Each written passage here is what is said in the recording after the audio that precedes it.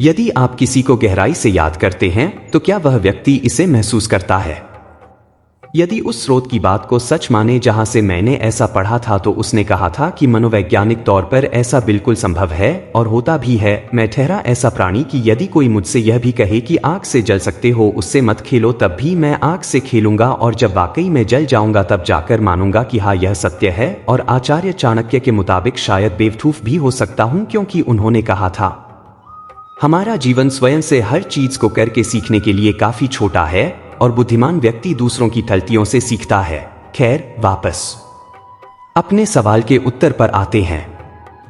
जैसा कि मैंने ऊपर आपको बताया कि जब तक मैं कोई चीज खुद से न करूं, मैं उसे विश्वास करने में कठिनाई महसूस करता हूं। यही बात इस स्रोत की बात पर भी लागू हुई। और अपने उत्तर के समर्थन में एक निजी अनुभव आपसे बांटना चाहूंगा। तो यह वह समय था जब मैं अपने जीवन में मानसिक रूप से सबसे निचले तल पर था और अवसाद का शिकार था। जब आप किसी व्यक्ति की वजह से अवसाद में जाते हैं तो ज्यादातर वक्त आप उसी को सोचते हैं और उसकी कमी महसूस करते हैं, लेकिन सिवाय याद करने के कुछ कर नहीं पाते।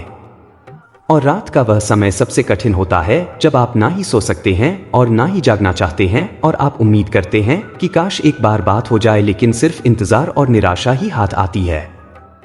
मेरा भी कड़क सर्दी अपने चरम पर थी और मैं बिस्तर में एक चादर ओढ़कर और पंखा चलाकर उधेड़ बुन में उसे याद कर रहा था, क्योंकि उसके आखिरी शब्द मेरे कानों में गूंज से रहे थे। तभी मेरे फोन की रोशनी जली और फोन में लगातार कंपन होने लगा। मैंने स्क्रीन देखी तो लिखा आ रहा था। मैंने फोन उठाया, उधर की आवाज सुनी तो उसने कहा, तुम ठीक तो हो न? मैं कुछ बोल न सका और बस कुछ सेकंड बाद फोन कट गया।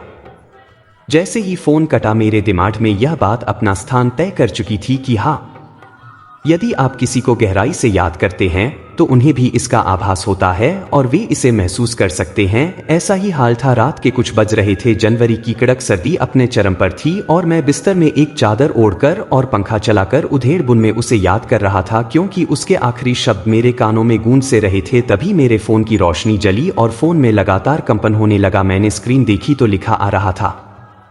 मैंने फोन उठाया, उधर की आवाज सुनी तो उसने कहा, तुम ठीक तो हो न? मैं कुछ बोल न सका और बस कुछ सेकंड बाद फोन कट गया। जैसे ही फोन कटा, मेरे दिमाग में यह बात अपना स्थान तय कर चुकी थी कि हाँ, यदि आप किसी को गहराई से याद करते हैं तो उन्हें भी इसका आभास होता है और वे इसे महसूस कर सकते हैं।